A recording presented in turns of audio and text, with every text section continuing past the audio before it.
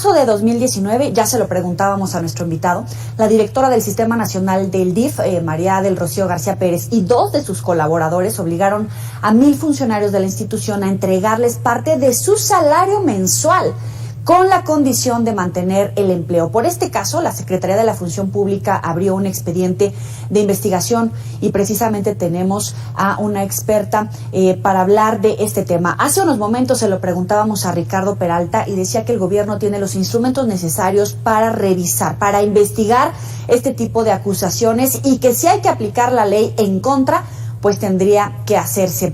Es Ricardo Peralta, usted sabe que puede recuperar estas y otras entrevistas en nuestros siguientes espacios. Para hablar de esta investigación tenemos a Nayeli Roldán, reportera de Animal Político. Nayeli, como siempre, gracias por atender al auditorio de Mega Noticias. Bienvenida. ¿Qué tal? Muy buenas noches. Gracias a ustedes por la invitación. ¿A qué término llegó esta investigación que hacía la Auditoría de la Función Pública precisamente en contra de ahora esta nueva designación antes directora del DIF? Bueno, pues hay que recordarle al auditorio que esta investigación la publicamos en Animal Político en mayo de 2021, el año pasado. Cuando nosotros publicamos las denuncias de los afectados, de los funcionarios afectados, ya habían corrido, digamos, aproximadamente 7 meses. Sin embargo, hasta ese momento, hasta mayo de 2021, la investigación no había avanzado en la Secretaría de la Función Pública y aún después de publicar tampoco avanzó en absolutamente nada esa investigación. Tan es así que incluso la que fue titular, Rocío García, del DIF, ahora fue nombrada subsecretaria de Bienestar, un puesto obviamente muchísimo más alto.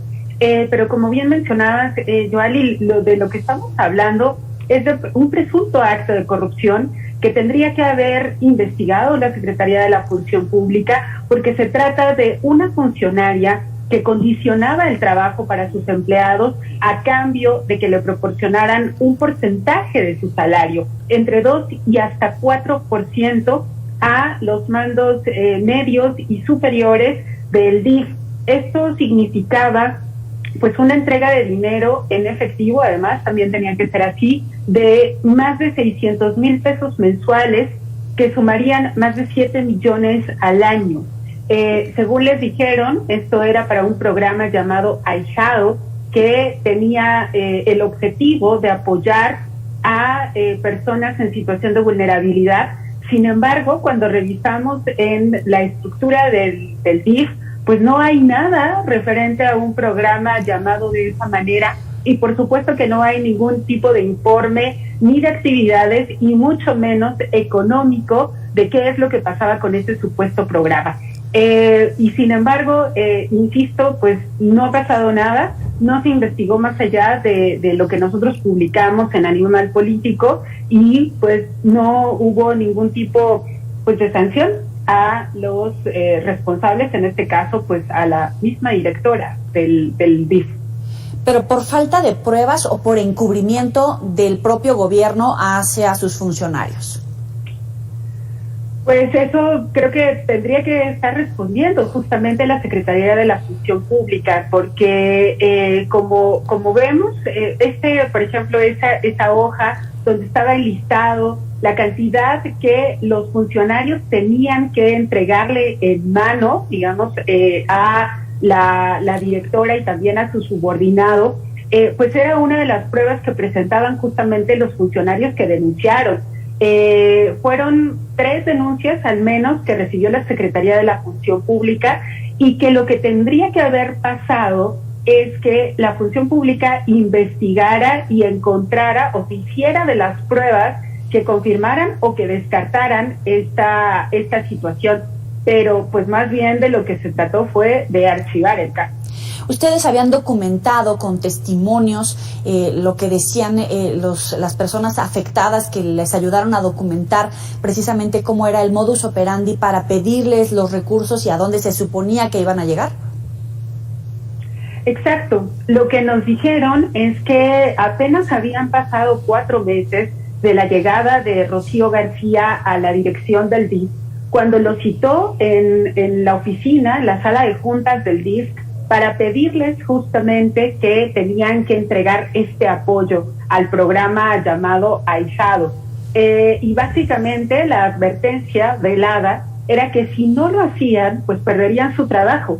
Y sobre todo, los funcionarios que entrevistamos se sentían amedrentados, no solamente por esta condición, sino porque además Rocío García argumentaba que ella era amiga directa de la esposa del presidente, Beatriz Gutiérrez Müller, y también del mismo presidente, porque ella había trabajado como líder, digamos, de colonia en la Gustavo Amadero cuando el presidente era jefe de gobierno en la Ciudad de México, y desde entonces mantenía una relación de amistad con la pareja presidencial, y por lo tanto, pues los empleados, los trabajadores del DIF tenían miedo de que esto realmente fuera cierto y que por supuesto tuviera el poder de despedirlos.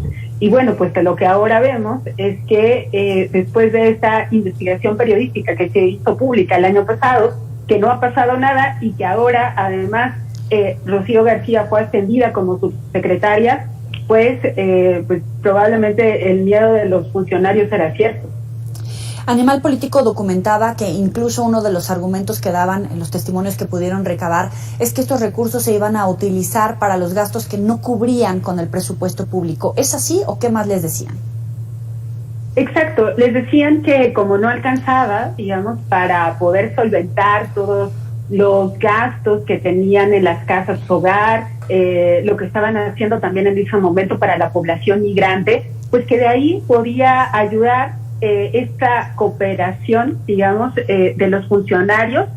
Sin embargo, aún pensando en que esto fuera cierto, también los funcionarios creían pues que tenían que verse de alguna manera, ¿no? De que tenía que verse cómo se ocupaba este dinero, si compraban efectivamente insumos, si ayudaban de alguna manera, si se veía ese dinero aplicado en algo en específico, en alguna estrategia. Y pues la realidad es que tampoco les informaron nunca qué es lo que pasaba con ese dinero, y además algo muy importante, insisto, es que la petición era que se tenía que entregar en efectivo después de que cobraran su quincena. García Pérez tiene ahora en su responsabilidad el manejo de recursos millonarios de los programas sociales, y hace unos momentos le preguntaba a uno de nuestros invitados si se puede descartar que vaya a usar estos recursos de manera política para beneficiar al partido en el poder o al propio gobierno federal con miras a las elecciones que tenemos a la vuelta de la esquina. ¿Se puede descartar que haya un uso político de los recursos públicos?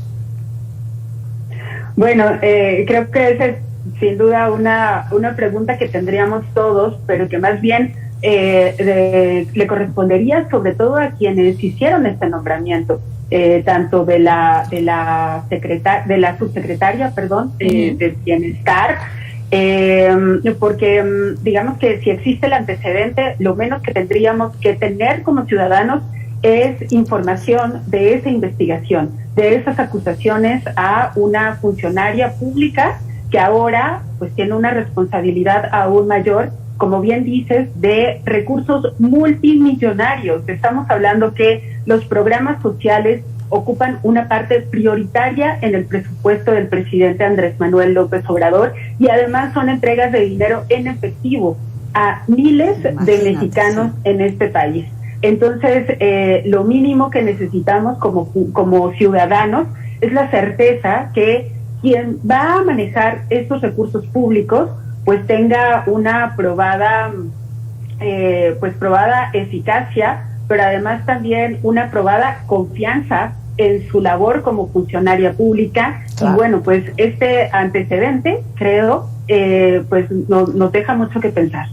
Nayeli Roldán, reportera de Animal Político, muchísimas gracias por compartir esta información que recaudaron en tu medio de comunicación con nuestro auditorio. Muchísimas gracias a ustedes. Buenas noches, Joel. Buenas noches. Luego de la detención de sus adversarios